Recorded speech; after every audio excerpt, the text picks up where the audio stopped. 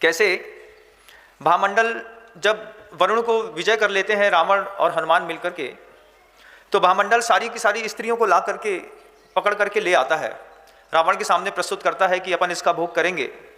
रावण जो है वो बहुत तेज क्रोधित होकर के भामंडल को डांटते हैं और डांटने के पश्चात कहते हैं कि हमारी दुश्मनी तो वरुण से थी, स्त्रियों के ऊपर अनायास अनापेक्षित जो तुमने इस तरीके का एक दुराभाव रखा है, ये तुम्हें शोभा नहीं देता।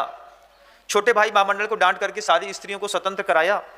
स्वतंत्र कराने के बाद वहाँ पर जो साध्वी भगवंत थे, उन साध्वी भगवंतों के मन के अंदर भी इस बात का क्षोभ पैदा हो गया था कि भामंडल जब सामान्य स्त्रियों को पकड़ रहा है तो हमें भी किसी तरीके से प्रताड़ित कर सकता है। सारी की सारी साध्वी भगवंतों को भी रावण ने आश्वस्त किया कि आप अपनी साधना निरंतर करें, मैं किसी भी प्रकार का आपके ऊपर कोई भी क्लेश प्रस्तुत नहीं करूंगा। ये शब्दों को सुनकर के साध्वियों को बड़ा आनंद महसूस हुआ। उसके बाद जब रावण की राज दरबार में सभा लगी और वरुण को वहां पर उपस्थित किया गया, वह वरुण माथा नीचे करते हुए जब राज दरबार में प्रवेश कर रहा था तो ऐसा लग रहा था कि जैसे किसी विशालकाय हाथी को वास्तव में बंधन में बांध करके सामने खड़ा कर दिया गया है। रावण भी कम नहीं थे, रावण भी 3 खंड के अधिपति हैं। त्रिपृष्ठ नारायण ये जो रावण है, ये रावण 3 खंड का अधिपति, अतुलनीय वैभव, अतुलनीय बल, इन सब का सामर्थ्यशाली एक सौंदर्यवान विद्याधर राक्षस गण का, राक्षस जाति का राक्षस जाति है, ना कि राक्षस प्रकृति है। प्रकृति में और जाति में अंतर होता है। जैसे आपकी कुंडलियों में भी राक्षस गण लिखा रहता है, ऐसे ही वानरवंशी, राक्षसवंशी ये वंशों के नाम थे। इन वंशों के नाम को कालांतर में जब मुनि सुब्रतनाथ भगवान का शासनकाल चला गया तो कुछ भ्रमित बुद्धियों ने इनको राक्षस बताना घोषित कर दिया। वास्तव में ये राक्षस वंशी थे। वानरवंशी, राक्षसवंशी ये इनके वंश का नाम था। हरिवंश है, कुरुवंश है, राक्षस वंश है, सूर्यवंश है, चंद्रवंश है, ये सब वंशों के नाम है। लेकिन जनमानस में ऐसी जनश्रुति फैल गई कि रावण बहुत बड़ा राक्षस था। ये बिल्कुल एक नितांत भ्रम है बंधुओं। उसको अपने सौंदर्य पर इतना स्वयं में गुमान था कि जब उसने केवली भगवंत के सामने इस बात का संकल्प किया था कि जो स्त्री मुझे नहीं चाहेगी मैं चला करके उसको कभी छूऊंगा तक नहीं, उसको अपने आप में इतना विश्वास था कि मेरे सौंदर्य को देख करके ऐसी कौन सी स्त्री है जो मुझे नहीं चाहेगी। लेकिन उसका यह भ्रम जब माता सीता से उसका सामना हुआ तब यह भ्रम भी मिट गया। वरुण जब सामने उपस्थित हुआ, राज दरबार में बहुत बड़ा राज दरबार लगा हुआ था। उस वक्त रावण की वह उदार मनापना देखने को बनता था। वरुण सामने आकर के कहता है कि आपने मुझे जीत लिया है, अब मैं आपका दास हूं। यह दास शब्द सुनकर के रावण कहते हैं कि तुम्हें विजय करने के लिए मुझे कितना पुरुषार्थ करना पड़ा है ये मैं जानता हूं, और जब इतने पुरुषार्थ करने के बाद किसी चीज को प्राप्त किया जाता है तो उसे दास बना करके नहीं रखा जाता, उसे मित्र बना करके रखा जाता है। जब इतना उच्च सम्मान वरुण ने अपने कानों से सुना कि रावण ऐसी बात कर रहे हैं, और रावण स्वयं कहते हैं कि वरुण तुम्हारा पूरा का पूरा राज्य वास्तव में फिर से तुम्हारा है, तुम वहां पर स्थापित होकर के पुनः अपने राज्य को करो, बस आधीनता इस बात की स्वीकार करो कि तुम मुझसे कभी विरोध नहीं करोगे। महापुरुषों को जीतने के बाद वैभव नहीं चाहिए, मात्र आप सर झुका करके हमारी विनय पूर्वक आधीनता स्वीकार कर लें, इतने में महापुरुष संतुष्ट हो जाते हैं। रावण ने कहा कि वह पूरा राज्य रसातलपुर का उसके अधिपति तुम स्वयं बनकर के रहोगे और मेरे अनुसार अपने वहां के राज्य शासन को और गतिविधियां प्रदान करोगे। वरुण ने नतमस्तक होकर के यह बात स्वीकार कर ली। वरुण को लगा कि रावण ने मेरे ऊपर बहुत उपकार किया है। वो चाहता तो मुझे मरवा सकता था, वो चाहता तो मुझे सूली पर चढ़वा सकता था, वो चाहता तो मुझे फांसी दिलवा सकता था, लेकिन ना उसने मुझे सूली पर चढ़ाया, ना उसने मुझको फांसी चढ़ाई, ना ही मेरा वध किया, ना ही मेरी लोक में निंदा करी। राज दरबार में बुला करके चुपचाप मैंने दास बोला और उसने मुझे मित्र बोल करके वापस मेरा राज्य मुझको वापस कर दिया है। इस रावण के इस ऋण से मैं कैसे उन होऊंगा। यह बात जब वरुण सोच रहा था तो वरुण ने कैसे मैं रावण को संतुष्ट करूं, क्या उपहार दूं, यह सोच करके वरुण ने जो उसका परम शत्रु था, जिसको जीतने के लिए रावण को हनुमान की सहायता लेनी पड़ी। वरुण ने कहा कि अकेले जीतना तो मुझे ऐसा लगता था कि शायद असंभव होगा, लेकिन ये महाबली रावण से कहते हैं वरुण कि महाबली हनुमान का ही वैभव है कि आप मुझे जीत पाए। इसके लिए आपका पुण्य के साथ हनुमान निश्चित रूप से आपके अभिन्न सहयोगी बने। तब वरुण को लगा कि हम रावण को क्या दे दें। उस वक्त वरुण ने अपनी सत्यवती नाम की कन्या का विवाह रावण के साथ कर दिया। पहले से भी ये नीतियां चली आई हैं कि किसी बलशाली व्यक्ति को अपने समर्थन में रखना है तो उससे संबंध स्थापित कर लो। राजा महाराजाओं में ये बहुत नीतियाँ चला करती थी। अपनी सुशील, सुशोभित, सुंदर, रूपवान कन्याओं का वे बड़े बड़े राजकुलों में विवाह करके और फिर वहाँ से मैत्री संबंध स्थापित कर लेते थे, जिसमें इनका राज्य भी निष्कंटक चलता था और वहाँ भी निष्कंटकपना बना रहता था। वरुण ने वही किया। वरुण ने सत्यवती नाम की कन्या रावण को देकर के रावण को संतुष्ट किया। जब वरुण अपने स्थान पर रसातलपुर पे वापस चले गए, फिर महाराज लंकाधिपति रावण ने एक अभूतपूर्व आयोजन किया। उस आयोजन में जितने भी अभिन्न मित्रों ने मिलकर के वरुण को जीतने के लिए सहयोग प्रदान किया था, उनको राजा रावण ने किमिच्छित दान देकर के संतुष्ट किया। हनुमान को भी कर्णकुंडलपुर का राज्याभिषेक करके वहां का राजा बना दिया। हनुमान भी वह कर्णकुंडल नामक जो राज्य था वो सौधर्मिंद्र की इंद्र सभा को भी मात देता था। ऐसा अभूतपूर्व राज्य का राजा रावण ने हनुमान को बनाया। विद्याधरों की अपनी मैत्री बना था। हम भूमि गोचरी हैं, वो विद्याधर हैं। विद्याधर और भूमि गोचरियों में बहुत अंतर होता है। वे विद्याधरों में वे विद्याओं के माध्यम से ही आकाश में गमन करते हैं। सामान्य से दिखते तो वो हमारे आपके जैसे ही है, लेकिन उनका निवास क्षेत्र सुदूर विजयात पर्वत की श्रेणियों की तलहटी पे बसा हुआ है बंधुओं। वो वहाँ रहने वाले, हम यहाँ रहने वाले। वहाँ पर रावण भी विद्याधर है, हनुमान भी विद्याधर हैं, सुग्रीव भी विद्याधर हैं, बाली भी विद्याधर हैं। ये सब विद्याधरों के आपस में संबंध होते रहते थे।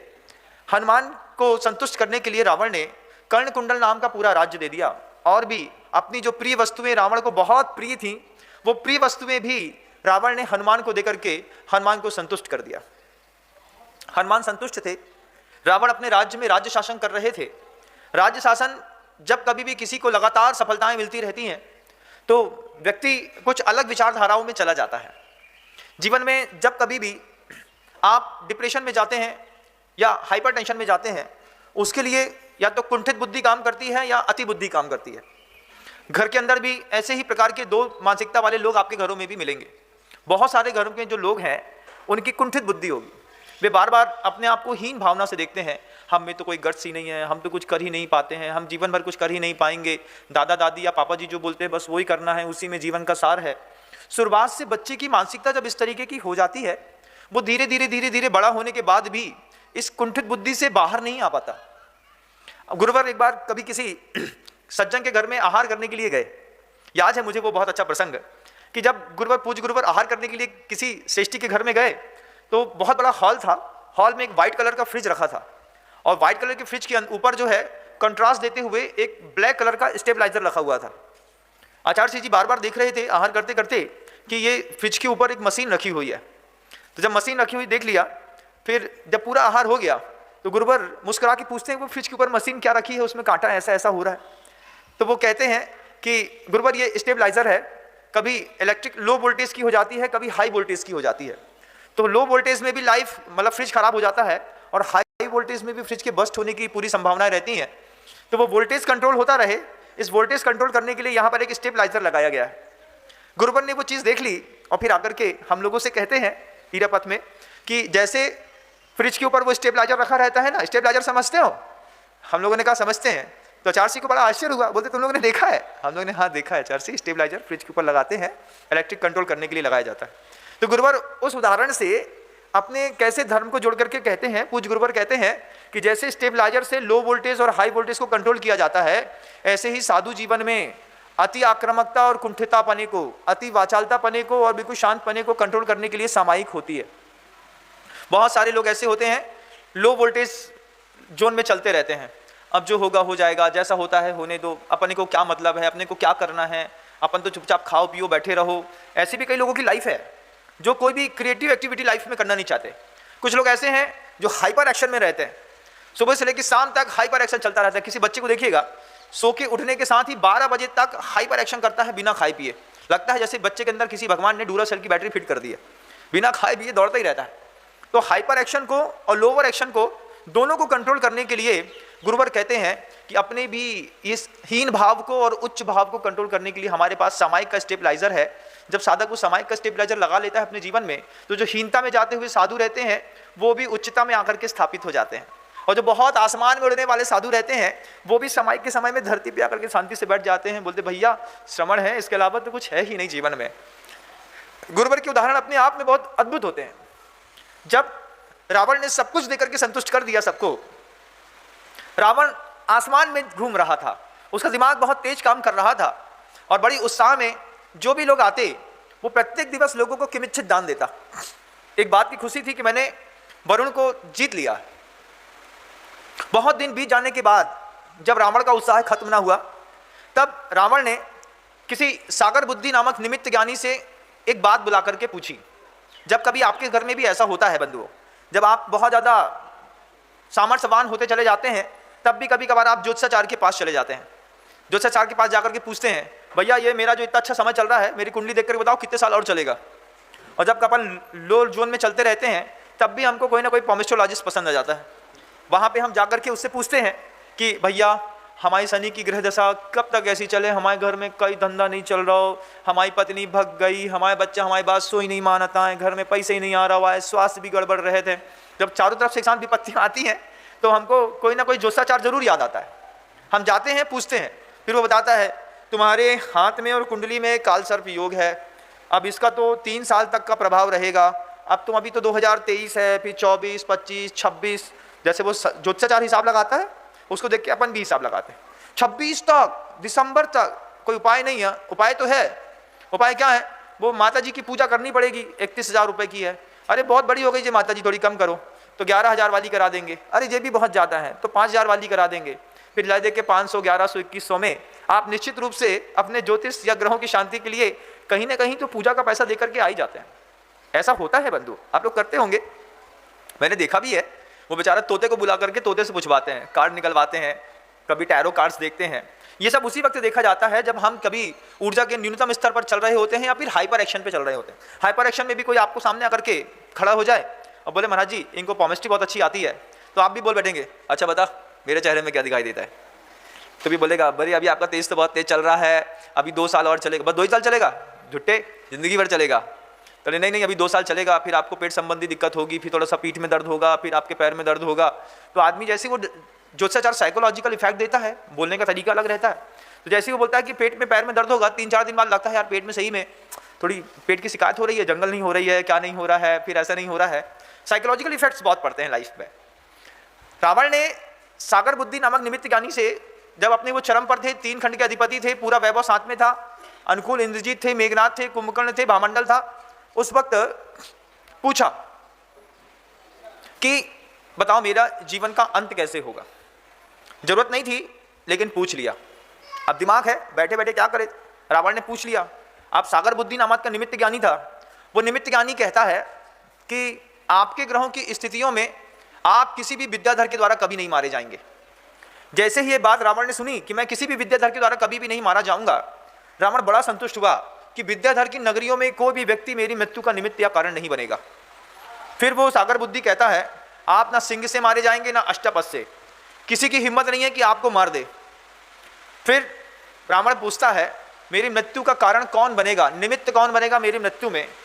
तब वह सागर बुद्धि निमित्त ज्ञानी कहता है कि आपकी मृत्यु का कारण भूमि गोचरी महाराज दशरथ का पुत्र राम बनेगा।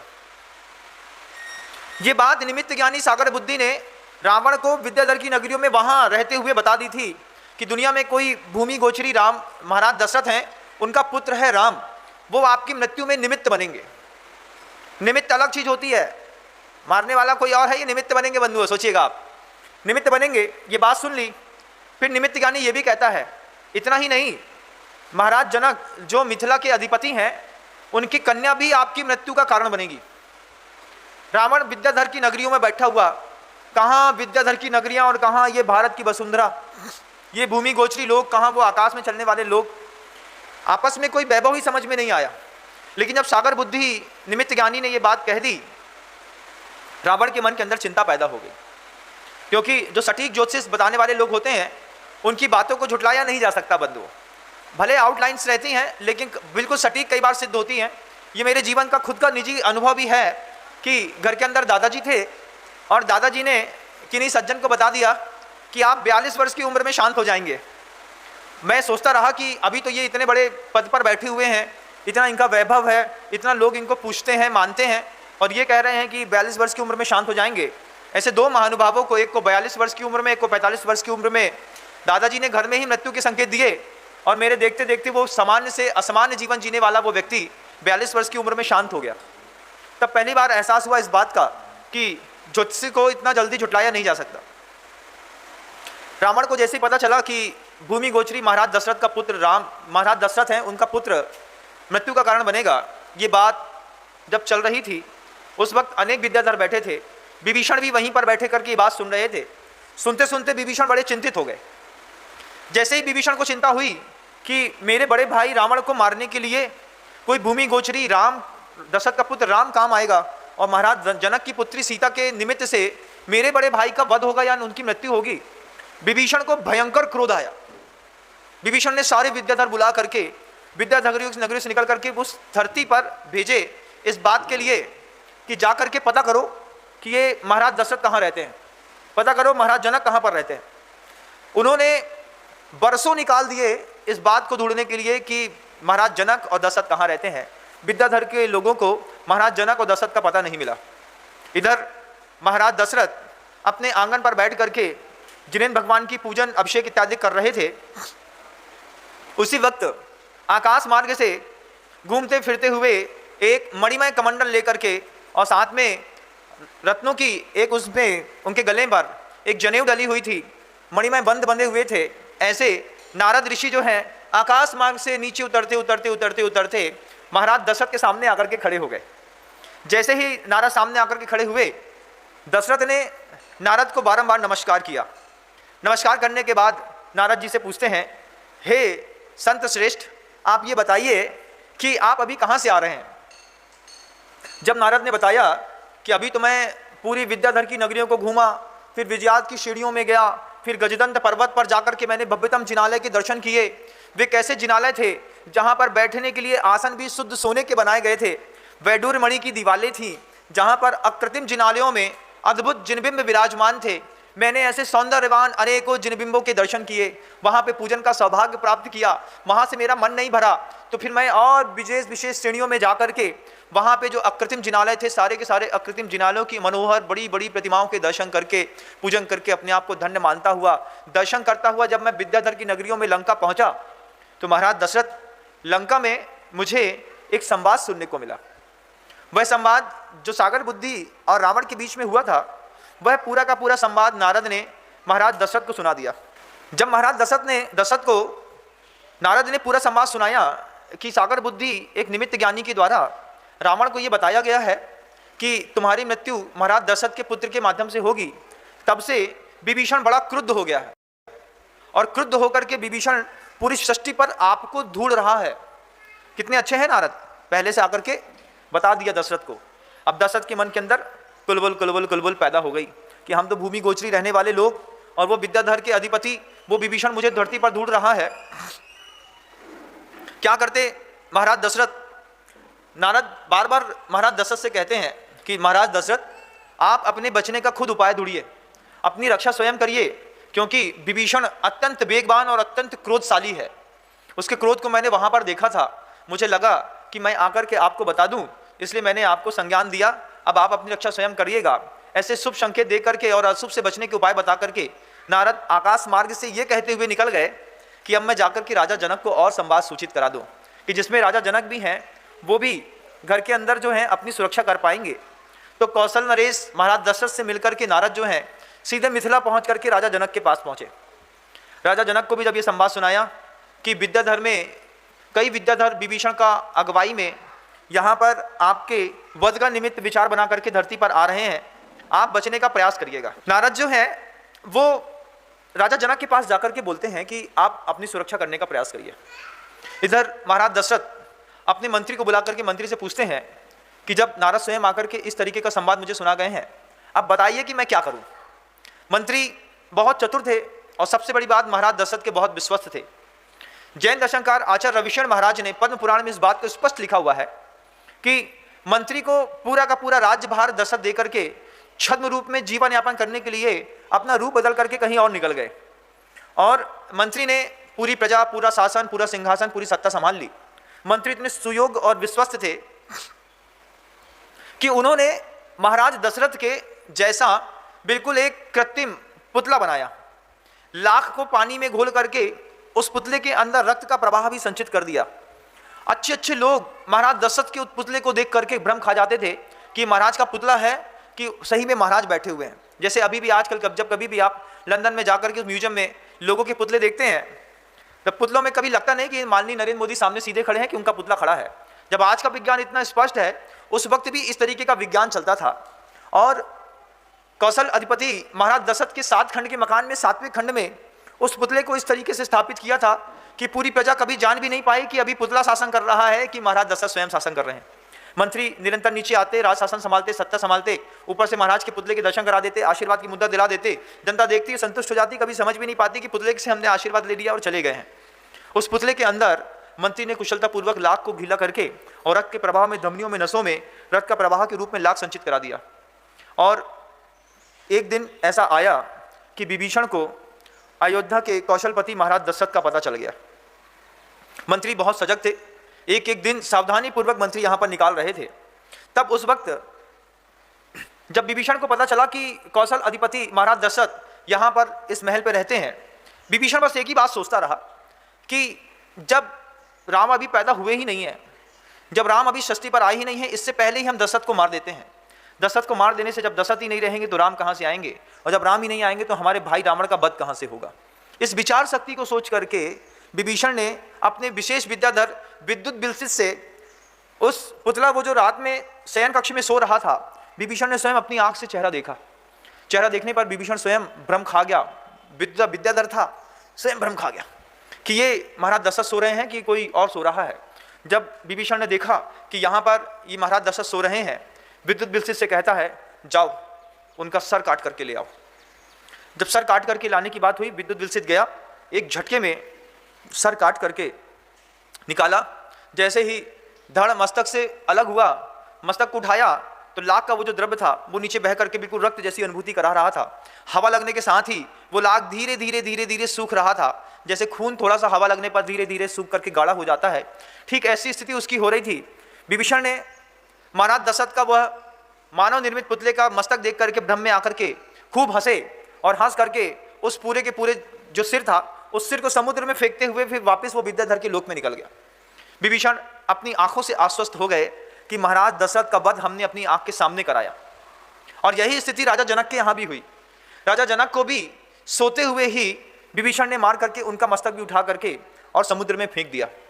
विभीषण लौट करके जब अपने विद्याधर के लोक में जाकर के अपने महल पर बैठे, और जब विद्याधर का क्रोध विभीषण का शांत हुआ, शांत होने के बाद विभीषण को इस कृत्य पर बहुत पश्चाताप हुआ। विभीषण बार बार एक ही बात सोचता था, कहाँ वो भूमि गोचरी, उसको कोई विद्या नाम की चीज नहीं है, वो कहाँ ये द्वीपों के बीच में आगे निकल करके समुद्र के मध्य में जो ये लंका है, ये कहाँ यहाँ पे पहुँचेंगे, कैसे पहुँचेंगे, उनकी ताकत ही नहीं है।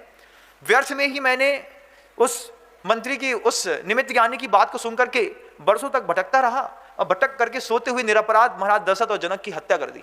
इस बात का विभीषण को बहुत अफसोस हुआ। विभीषण, जब आदमी को ऐसा होता है ना, जब क्रोध शांत हो जाता है, तब अपने कृत्य पर बहुत अफसोस होता है। हमने ऐसा क्यों किया, हमको ऐसा नहीं करना चाहिए था।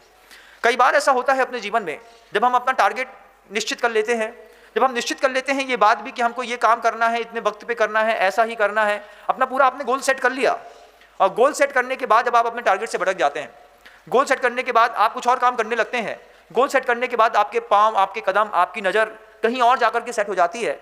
गुरुवर से पूछा ऐसा क्यों हो जाता है, तब गुरुवर कहते हैं इसी को ही तो विराधना कहते हैं।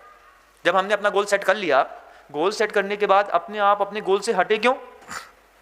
बहुत सारे बच्चे हैं, सीए का गोल सेट किया है, किसी ने यूपीएससी का गोल सेट किया है, किसी ने एमपीपीएससी का, किसी ने एसएससी का, कोई एमबीए बनना चाहता है, सीए सीएफए बनना चाहता है।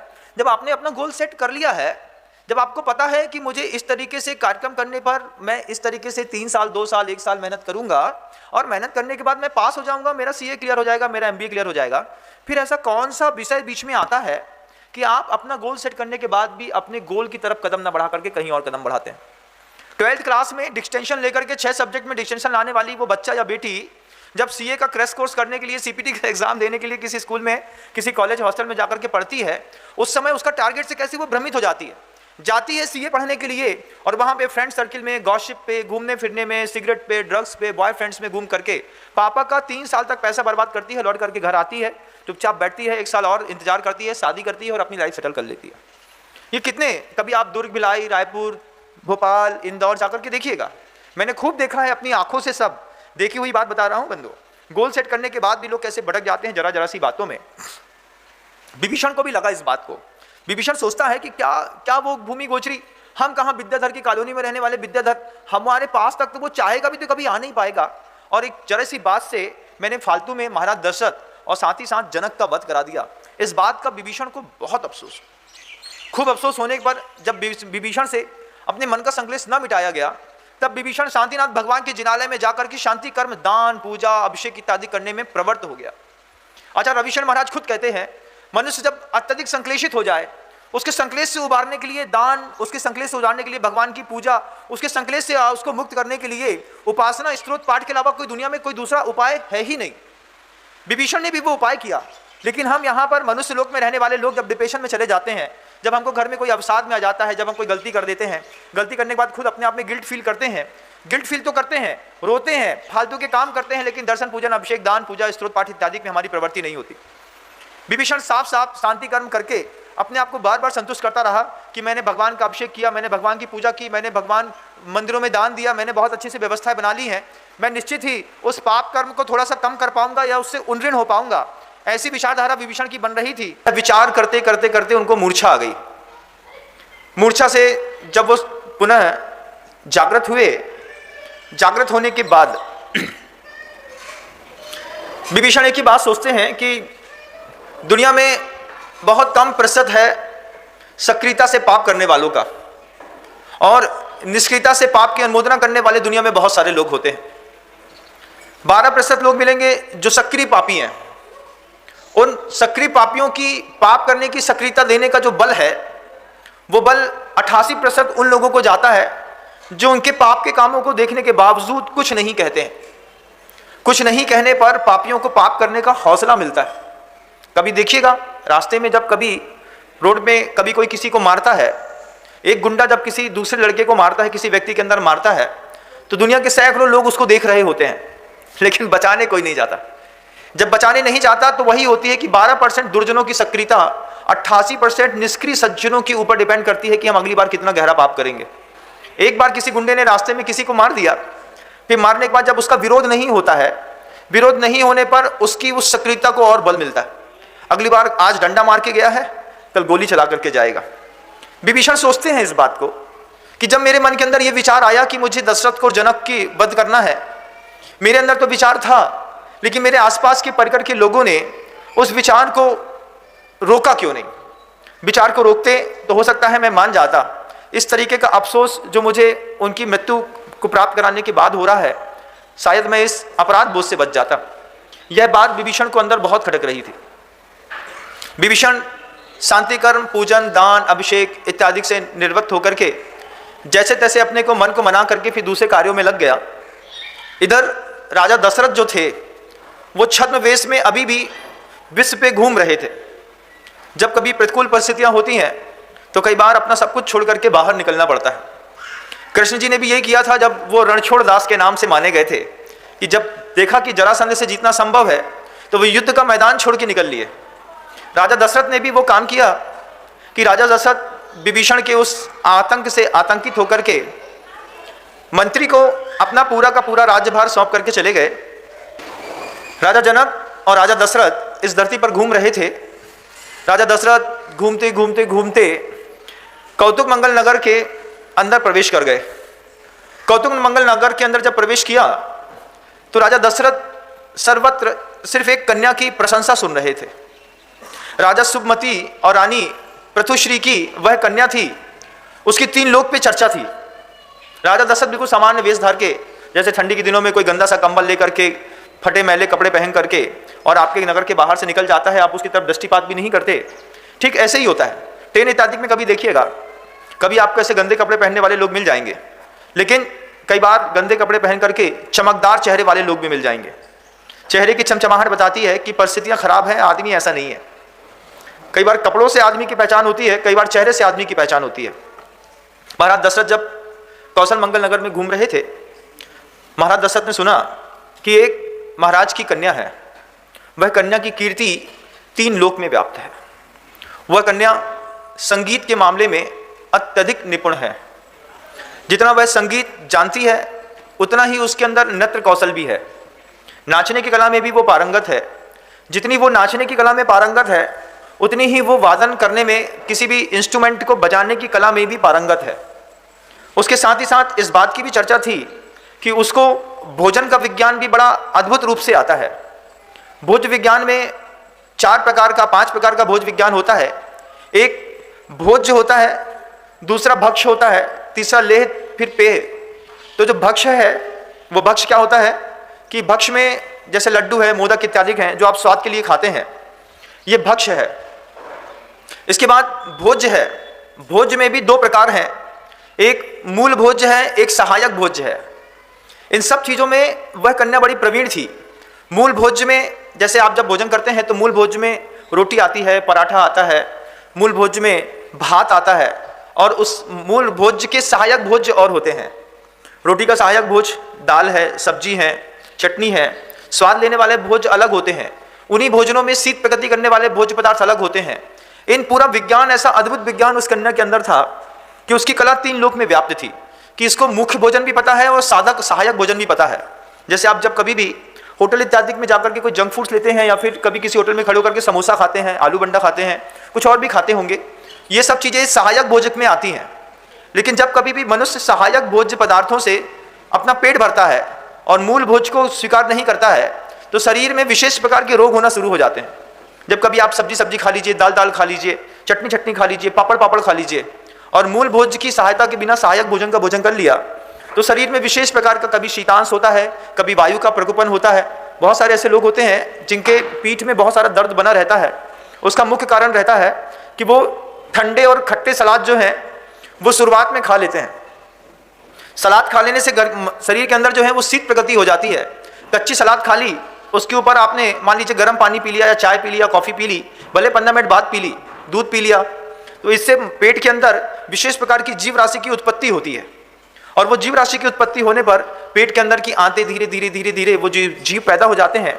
वो जब काटना या खाना शुरू करते हैं तो फिर आपको धीरे से लगता है महाराज कोलाइटिस हो गया है, आंतों का कैंसर हो गया है, आंतों में अल्सर हो गया है, अल्सर बस्ट हो गया है। ये सारी चीज़ें जो हैं हमारे सचित्र या मिश्र मिश्रण के भोज्य पदार्थ करने से होती हैं। उस कन्या को सब पता था। उस कन्या को पता था कि कौन सी प्रकृति में, कौन से मौसम में, दिन के समय में, संध्या के समय में, शुरुआत के समय में, अंत के समय में, सूर्यास्त के समय में किस प्रकार का भोजन करने से शरीर में किस प्रकार के विकार और किस प्रकार की शक्तियों का प्रादुर्भाव होता है। ये इतना अद्भुत विज्ञान था जिस मामले में वो कन्या की लोक प्रसिद्धि थी। वो लोक में प्रसिद्ध कन्या जितनी भोज्य कला में प्रवीण थी उतनी ही वह कन्या अश्व को चलाने में प्रवीण थी। अश्व के सिर्फ पूंछ को हिलाने के तरीके से वो जान जाती थी कि अश्व की शक्ति कितनी है और अश्व कहां पर घायल होकर के गिरने की सामर्थ्य रखता है। उस कन्या के अंदर वह कन्या रत्न पारखी भी थी। सैकड़ों सही और नकली रत्नों को एक साथ मिला देने पर भी मात्र वह थोड़े से अल्प प्रकाश में यह बता देती थी कि इसमें इतने रत्न ओरिजिनल रखे हुए हैं और इतने रत्नों में जो है ये निरर्थकपना सिद्ध कर देती थी। वो जितनी रत्न पारखी थी उतनी ही उसको निधि ज्ञान था। निधि ज्ञान अर्थात जमीन के अंदर कहाँ पर कौन सी वस्तु गड़ी हुई है। छोटी सी उम्र में उस कन्या ने वह विज्ञान भी हासिल करके रख लिया था जिसके माध्यम से जमीन के अंदर कहाँ पे धन गड़ा है वो आसपास की भूमि को देख करके, मिट्टी के रंग को देख करके, विशेष प्रकार के पौधों की प्रजातियों को देख करके, पानी के स्वाद को चख करके ये बता देती थी कि यहाँ पर धन निकलेगा और वहाँ पर प्रचुर मात्रा में धन निकलता था। उसके साथ ही उसको वणिक विधि भी आती थी। वह वणिक विधि क्या है कि व्यापार सर्वोत्कृष्ट तरीके से कैसे किया जा सकता है। हमको तो सिर्फ एक ही चीज़ पता है कि 100 की चीज़ लाओ और 120 रुपये में बेच दो, 20 रुपये कमा लिए मतलब हम बहुत बड़े व्यापारी हो गए। लेकिन उसकी वणिक बुद्धि कुछ अलग ही थी। वह कई बार 100 की चीज़ 100 में बेच करके भी बहुत कुछ कमा लेती थी। कई बार 100 की चीज़ में एक आध अंश कौड़ी कम करके भी फिर दूसरे पदार्थों से वो पैसे को जनरेट करके अपने व्यवसाय को व्यवस्थित रखने की कला में बहुत निपुण थी। उसके साथ ही वो विशेष प्रकार की विमोहन कला को भी वह कन्या जानती थी। विमोहन किसी भी व्यक्ति को हिप्नोटाइज करने के लिए 3 प्रकार की कला आती हैं, जिसमें एक मायाकृत कला है जिससे हिप्नोटाइज किया जाता है, जिसको आप मिसमैरिज्म कहते हैं या फिर आप जिसको जादू कहते हैं। जादू के माध्यम से वह किसी को भी विमोहित कर सकती थी। वह कन्या विमोहन कला के साथ साथ औषधि के माध्यम से भी किसी को संभ्रमित करने की सामर्थ्य रखती थी। साथ ही साथ मंत्र के माध्यम से भी वो किसी को विमोहित करने की कला जानती थी। ये कलाएं उस समय तो चलती थी बंधुओं, आज भी चलती हैं। आज भी मिसमैरिजम करके कई बार कई लोगों की जानें बचा ली जाती हैं। कोई जादूगर हैं जिनके बारे में मैं विशेष जानता नहीं, लेकिन सुना है कि उन्होंने बहुत सारी कन्याओं को रेड लाइट एरिया से बाहर निकाल करके अपने घरों में पुनः स्थापित किया है। बहुत से ऐसे भी मंत्र विज्ञान होते हैं कि मंत्र विज्ञान के माध्यम से आप किसी भी व्यक्ति को स्तंभित कर देते हैं, मोहित कर देते हैं। कभी किसी का दिमाग बंद जाता है, कभी कोई व्यक्ति जो है घर के अंदर अच्छा व्यक्ति धीरे धीरे धीरे जो है वो शांत बैठ जाता है, डिप्रेशन में चला जाता है। ये ऐसी स्तंभन कला, विमोहन कला, मारण कला, उच्चाटन कला, ये सारी कलाएं भी इस सृष्टि पर आज भी विद्यमान हैं और होती हैं। औषधि के माध्यम से विमोहन करने की कला तो आप जानते ही हैं। किसी को भी पानी में कुछ गोलियां खिला दी, स्लीपिंग पिल्स दे दी और उसने खाई और खा करके वो धीरे से सो गया। वो कन्या इन तीनों कलाओं में पारंगत थी। विमोहन कला में किसको मंत्र से मंत्रित करके विमोहित करना है, किसी को मायाचारी करके, इंद्रजाल दिखा करके, और किसको औषधि विज्ञान से। उस कला की हर राजा महाराजाओं के घरों में चर्चाएं चलती थी। हर राजा महाराजा के घरों में एक ही बात चलती थी कि राजा सुगमति ने अपनी उस कन्या को जिस तरीके से संवर्धित और परिवर्धित किया है, ऐसा वैभव किसी और कन्या में दिखाई नहीं देता। एक कन्या के पास क्या क्या होना चाहिए, आप इस कथानक से, संवाद से सीख सकते हैं। नृत्य, गायन, वादन, संगीत, भोजन, पाक कला, निधि ज्ञान, विमोहन कला, सम्मोहन कला, वणिक वृत्ति, सारी चीजों के साथ साथ वह आश्रित और आश्रय की भेद से जीव लोग दो प्रकार का है, वह उस कला को भी जानती थी। आश्रित कौन है? वनस्पतियां हैं, पशु पक्षी हैं, जीव हैं, अजीव हैं, ये सारी चीजें आश्रित हैं। किसके आश्रय हैं? तो धरती के आश्रय में रह रहे हैं। उस कन्या को यह पता था कि कौन सी ऋतु में कौन से पौधे के ऊपर किस प्रकार के जीव स्थापित हो जाते हैं जिसको खाने से पीड़ा उत्पन्न होती है।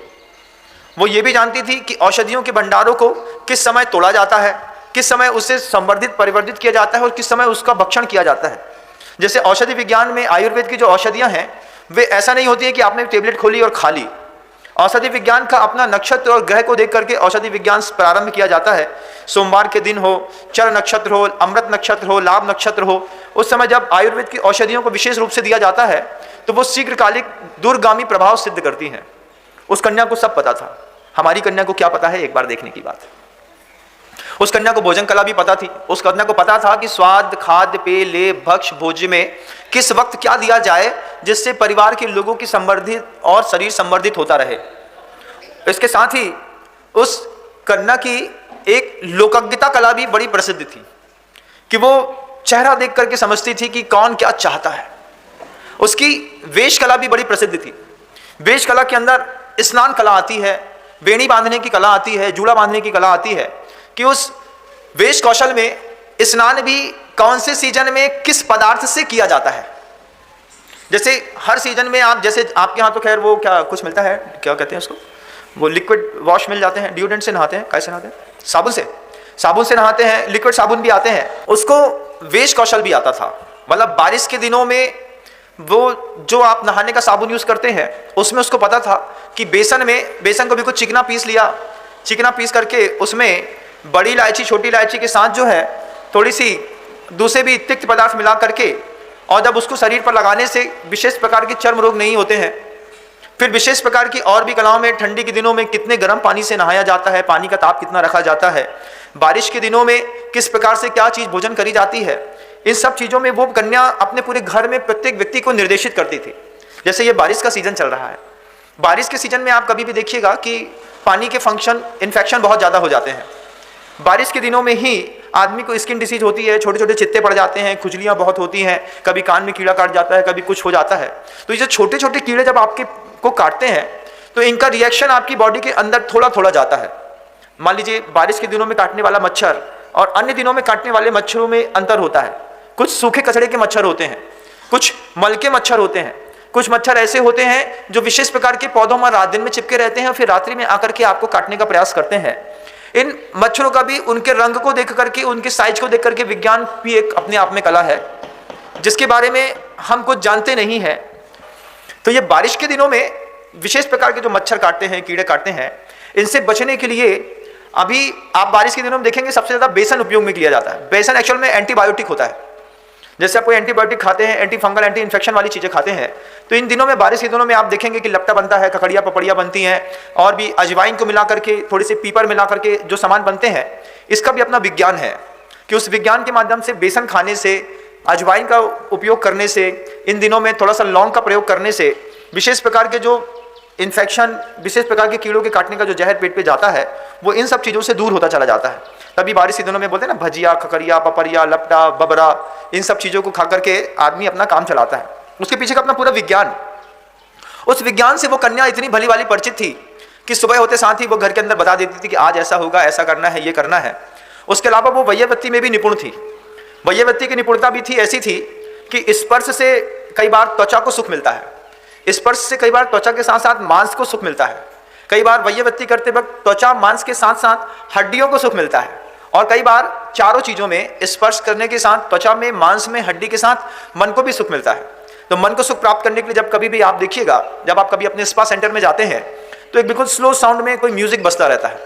उस समय जब आपके सामने वो आपके माथे में मसाज करता है, आपका ब्रेन वॉश करता है, आपको धोता है, साफ सुथरा करता है, शेविंग करता है, तो आपको ऐसा अंदर से अलग फील करता है।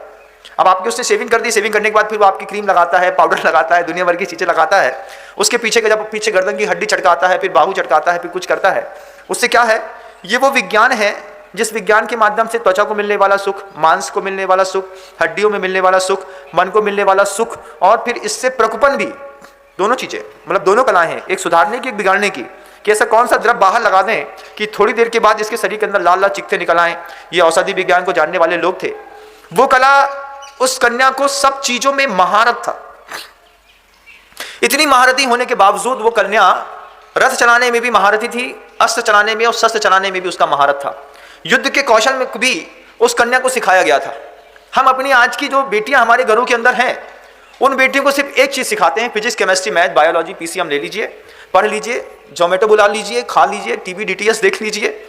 आज के इस वातावरण में हमको हमारे उस पुराने कथानक से ये सीखने और जानने की जरूरत है कि एक समृद्ध महिला को किस किस विज्ञान की आवश्यकता होती है, कि कन्या को, महिला को पूरा भोज्य कला आनी चाहिए कि ठंडी के दिनों में क्या देते हैं, गर्मी के दिनों में क्या देते हैं, बरसात में क्या देते हैं, सुबह के भोजन में क्या दिया जाता है, दोपहर में क्या दिया जाता है, संध्या के भोजन में क्या दिया जाता है, कौन से सीजन में पेय पदार्थों में क्या देते हैं, चाटने के लिए कब कौन सी चटनी बनाई जाती है, जिसके माध्यम से शरीर में वीर की, तेजस्विता की, शक्तियों का प्रादुर्भाव निरंतर परिवार के प्रत्येक सदस्यों में बना रहता है।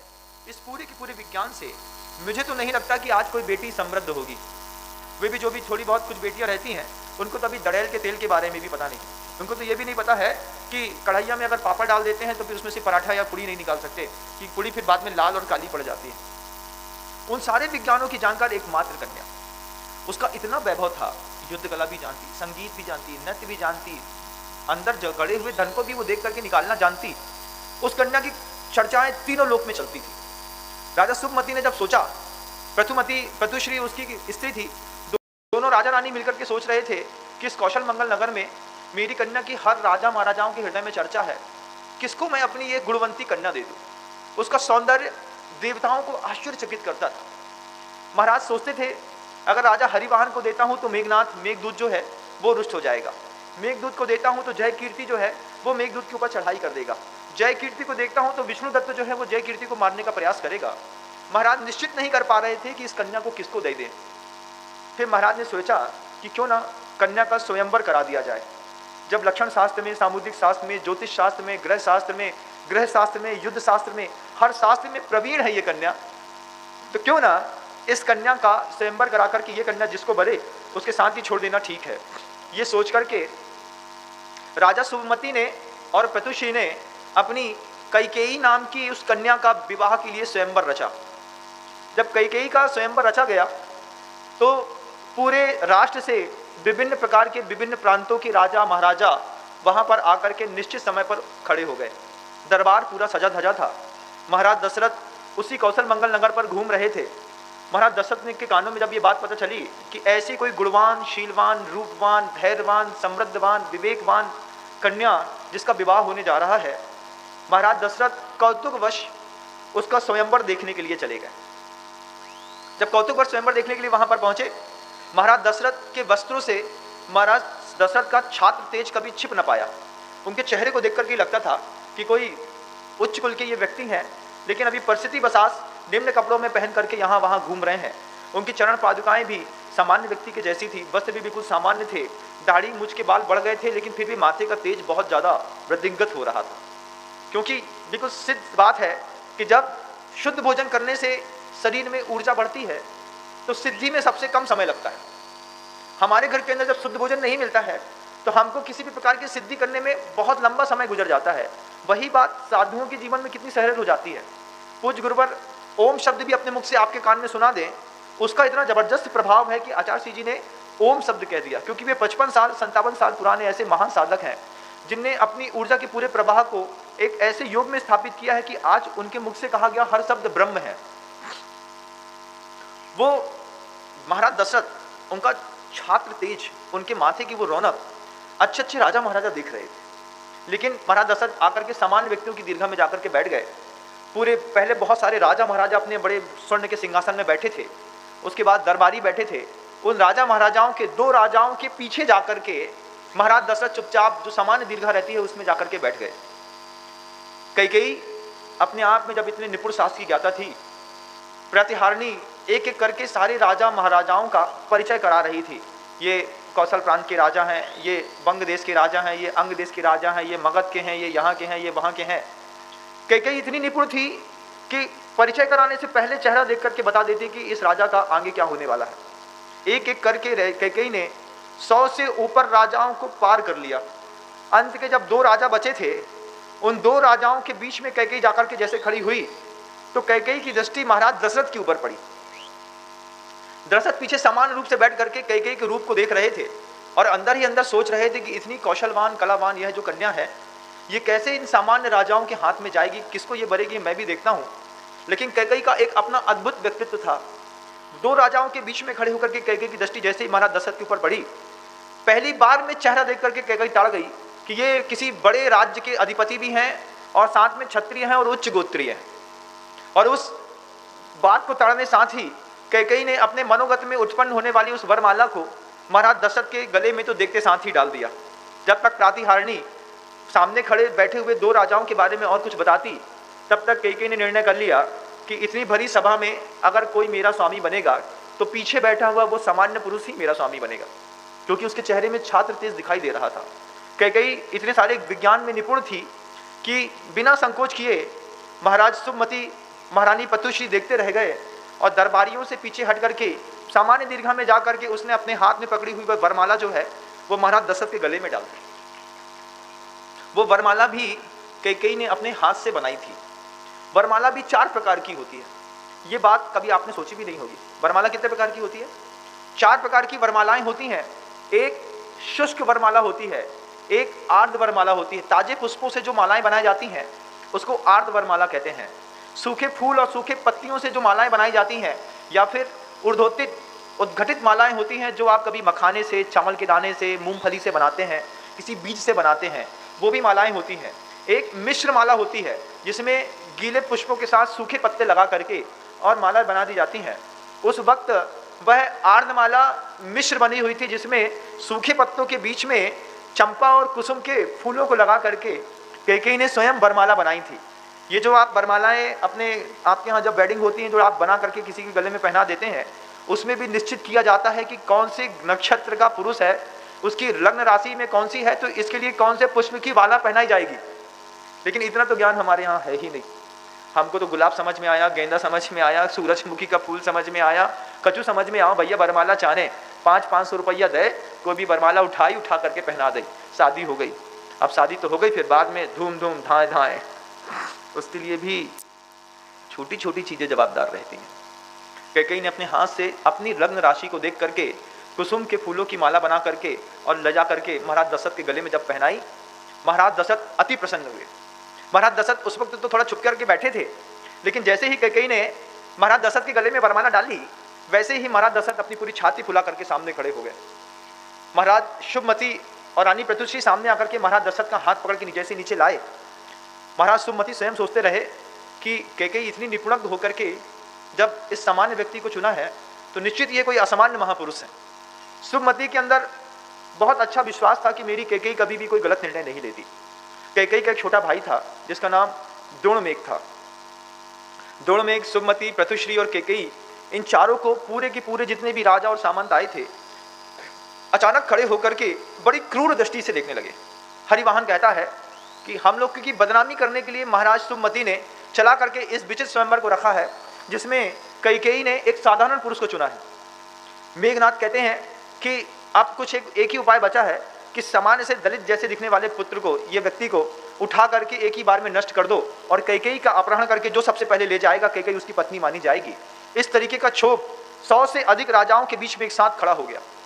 जब 100 से अधिक राजाओं के बीच में इस तरीके का क्षोभ खड़ा हुआ, सब राजाओं की सेनाएं बाहर अपने प्रांगण में उनके परिकर सामने खड़े हुए थे और सारे के सारे राजाओं के मंत्रियों ने आपस में युद्ध करने की घोषणा कर दी। सर्वप्रथम वो बंग देश के राजा ने कहा कि अपन आपस में युद्ध न करके एक साथ सबसे पहले ये जो सामान्य व्यक्ति दिख रहा है इसी का वध कर देते हैं। जब सुमति ने ये बात सुनी कि महाराज दशरथ का 100 से ज़्यादा राजा मिलकर के वध करना चाहते हैं, उस वक्त सुमति ने दशरथ से कहा कि पुत्र, कैकेयी मेरी प्राण प्रिया बेटी है, इस बेटी को लेकर के तुम धीरे से निकल जाओ, मैं 100 के 100 राजाओं को यहाँ पर रोकता हूँ। उस वक्त महाराज दशरथ कहते हैं कि महाराज आप बिल्कुल भी चिंता न करें, हम निश्चित ही इन सारे के सारे राजाओं का कुछ ही देर में मान भंग करने की सामर्थ्य रखते हैं और कर देंगे।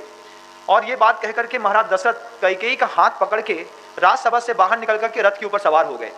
जैसे ही महाराज दशरथ कैकेयी के हाथ लेकर के पकड़ के रथ के ऊपर चढ़े, कैकेयी से कहा कि कैकेयी आज तुम देखना कैसा ये दशरथ युद्ध करता है। तब कैकेयी को पहली बार पता चला कि जिसको मैंने वरा है उसका नाम दशरथ है। कैकेयी बोलती है, स्वामी बिल्कुल भी चिंता मत करिए, मुझे अपने विज्ञान, अपने कौशल, अपने धर्म और अपनी क्षत्रियता पर पूरा विश्वास है। आप देखिए कैसे इस 100 के 100 राजाओं से 100 से ज़्यादा राजाओं को हम और आप मिलकर के मृत्यु के घाट उतारेंगे। दशरथ बोलते हैं कैकेयी इसके लिए तो मैं ही पर्याप्त हूँ, तुम तो मेरे बगल में बैठ करके सिर्फ उस दृश्य को देखो। लेकिन कैकेयी कहती है ऐसा कभी संभव हुआ है नाथ कि आप युद्ध लड़ें और मैं दृश्य को देखूँ। कैकेयी तुरंत नीचे उतर गई। नीचे उतर करके जहाँ पर घोड़े जुते थे सारथी के स्थान पर सारथी को उसने हटाया और अपनी छत्राणी की भूसा में तुरंत वहां पे रखे मुकुट को लगा करके और सामने का कवच पहन करके सारथी के स्थान पर कैकेयी स्वयं जाकर के बैठ गई। बैठ करके कुछ मंत्रों का उच्चारण करने के बाद ही निश्चित रूप से कैकेयी ने महाराज दशरथ से कहा कि महाराज बताइए सबसे पहले किसकी मृत्यु सम्मुख आई है, उसके ऊपर उसके सामने मैं रथ लेकर के चलती हूँ। ये जितने योद्धा दिख रहे हैं आप बोलिए किसके सामने रथ लेकर के जाना है। स्त्री योद्धा से आगे बैठी है, सारथी आगे होता है बंधुओं, योद्धा तो पीछे खड़ा होता है। एक स्त्री का कौशल देखिए कि अपने पति को बचाने के लिए वो युद्ध के मैदान में इस तरीके से आगे आई सारथी बनकर के कि बताइए किसकी मृत्यु सबसे पहले आपके हाथों से होनी, उसके सामने अपना रथ जाकर के लगाती हूँ। क्या छात्र धर्म था उस समय कैकेयी का। महाराज दशरथ बोलते हैं छोटे छोटे इन रथियों को क्या मारना, इन छोटे छोटे रथियों के बीच में वो जो बहुत बड़ा सफेद छत्र लेकर के और सफेद भामंडल लेकर के जो वो महाराज खड़े हैं उसी राजा को सबसे पहले वध करेंगे, उसके बाद उसके गिरने पर ये धीरे धीरे अपने आप सब नाश को प्राप्त हो जाएंगे। जब ऐसी बात महाराज दशरथ ने बोली, कैकेयी ने अपने 18 घोड़ों की एक साथ बलगा खींची। कैकेयी के रथ में उस वक्त 18 घोड़े एक साथ जुटे हुए थे बंधुओं। 18 घोड़ों को एक साथ खींचते हुए जब कैकेयी, सोचिए एक कन्या होकर के 18 घोड़ों की बलगा कैसे संभाली होगी, क्या भुजाओं में कैकेयी की ताकत होगी, क्या छात्र धर्म रहा होगा, क्या पौरुष रहा होगा। और ले जाकर के जब उस सामने राजा के सामने खड़ा किया, हरिवाहन देखता रह गया। जब हरिवाहन और दशरथ का युद्ध हो रहा था, दशरथ ने तीर पे तीर मारे जा रहे थे, हरिवाहन भी उसका प्रतिकार कर रहा था। इतने में 100 से ज़्यादा जो दूसरे अन्य राजा थे, वे 100 से ज़्यादा अन्य दूसरे राजा एक साथ मिलकर के चारों तरफ से घेर करके दशरथ के ऊपर बाण वर्षा करने लगे। कोई मुगदर फेंक रहा था, कोई त्रिशूल फेंक रहा था, कोई बाण फेंक रहा था, कोई तलवार मार रहा था, कोई भाला फेंक रहा था। महाराज दशरथ पहली बार ऐसा घनघोर युद्ध किया महाराज दशरथ ने कि उस घनघोर युद्ध को देख करके हर एक योद्धा के प्राण छूटने लगे। एक एक करके यहाँ से भाला का आना, यहाँ से बाण का, यहाँ से गदा का। लेकिन महाराज दशरथ के हाथ में चंद्राकार एक धनुष था। सामान्य धनुष तो अर्धचंद्राकार होते हैं, लेकिन महाराज दशरथ के हाथ में पूर्ण चंद्रमा के समान एक गोल धनुष था। उसमें कब वो किस तरफ बाण छोड़ते पता नहीं चलता। आचार्य कहते हैं पहली बार ऐसा लगा कि दशरथ भले एक रथ में हो लेकिन वो शतरथी हैं। दशरथ भले एक रथ में बैठे हैं लेकिन 100 के 100 रथों का संचालन करते हुए कुछ ही देर मात्र में जितने महारथी वहां पर दिख रहे थे उसमें से आधे से ज्यादा रथियों को तो दशरथ ने घायल कर दिया, कुछ को प्राण रहित कर दिया। और सामने जो मेघदूत नाम का बड़ा राजा दिखाई दे रहा था, उस राजा दशरथ ने तो उस राजा के प्राण ही ले लिए। जब पूरा का पूरा युद्ध नष्ट हो गया, भ्रष्ट हो गया, कैकेयी और दशरथ जीत करके वापिस उस स्थान पर आकर के खड़े हुए जहां पर शुभमती और प्रत्युश्री आर्या माता खड़ी थी। इन राजा रानी के बीच में आकर के दशरथ खड़े हुए और कैकेयी को हाथ में पकड़ करके कहा कि महाराज देखिए, आपकी कन्या मेरे हाथ पर पूर्णतः सुरक्षित है। शुभमती ने दशरथ को गले से लगा लिया। गले से लगाने के बाद शुभमती कौशल मंगल देश पे दशरथ और कैकेयी को पूरे साथ सम्मान के साथ ले गए और वहाँ पर ऐसा उत्सव के साथ दशरथ का पाणी ग्रहण कैकेयी के साथ हुआ कि देवताओं को भी आश्चर्य लगा। उस वक्त कहते हैं कि शुभमती ने इतना दान दिया कि शुभमती के पास सिर्फ छत्र चमर और भामंडल मात्र शेष रह गया। बाकी सब चीज कैकेयी के विवाह में देवताओं को आश्चर्यचकित करते हुए ऐसा मनोरम विवाह दशरथ और कैकेयी का हुआ, लोग देखते रह गए। दीर्घ काल तक जब महाराज दशरथ कैकेयी के साथ वहां पर रह चुके, उसके बाद महाराज दशरथ को पुनः इस बात की स्मृति आई कि वह अयोध्या, वह मिथिला, वह प्रांत जिसको मैं छोड़ करके आया था, उस अयोध्या में मुझे पुनः वापस जाना है। कैकेयी से एक दिन गुप्त वार्ता करते हुए महाराज शुभमती और प्रतुषी से आज्ञा लेकर के महाराज दशरथ कैकेयी को साथ में लेकर के अयोध्या वापस लौटे। जब अयोध्या वापस लौटे, गुप्तचरों ने पहले से ही मंत्री से जाकर के इस बात को बता दिया कि महाराज दशरथ एक नई महारानी को साथ में लेकर के अयोध्या में फलाने दिन में प्रवेश करने वाले हैं। मंत्री ने पूरी की पूरी अयोध्या को ऐसा सजाया कि देवताओं भी के अंदर भी बड़ा आश्चर्यचकित होने वाला क्षोभ पैदा हो गया। गंधर्व वगैरह जो थे वो उस दिन अयोध्या को देखने के लिए आ रहे थे कि कैसे महाराज दशरथ का वेलकम किया जाता है। आपके यहाँ कैसे वेलकम किया जाता है? आपके यहाँ के वेलकम में और महाराज दशरथ के उस बार के पुनः वेलकम में बड़ा अद्भुत अंतर था। जैसे महाराज दशरथ का पुनर्जन्म हुआ हो, मंत्री के ऊपर विश्वास करके जिस सौंदर्य और सामर्थ्य के साथ मंत्री को वहां पर समुद्र हृदय को व्यवस्थाएं सौंपी थी, जाकर के महाराज दशरथ ने देखा कि जैसा सौंपा था उससे अयोध्या 2 कदम आगे हो गई है। मंत्री ने पुनः महाराज का एक जन्मोत्सव मनाया और पुनः महाराज दशरथ का राज्याभिषेक कर दिया। राज्याभिषेक करने के पश्चात कैकेयी अपने महल में जाकर के रह गई और महाराज दशरथ की प्रथम पत्नी अपराजिता महाराज के समक्ष आकर के कुछ बात को कहने लगी। महारानी अपराजिता, जिसको आप कौशल्या के नाम से जानते हैं, उनका मूल नाम तो अपराजिता था। अपराजिता दशरथ के पास आई और दशरथ से कहती हैं कि महाराज, पिछली रात्रि में हमने 4 स्वप्न देखे हैं और उन 4 सपनों का फल आपसे जानना चाहते हैं कि बताइए इन 4 सपनों का मेरे जीवन में क्या फल होगा। आपका समय हो गया है। उन 4 सपनों कौन से स्वप्न देखे हैं, उसका क्या फल होता है, इस संवाद को आगे गतिमान रखने के लिए हम कल पुनः उपस्थित होंगे। अभी शब्दों को विराम देता हूँ।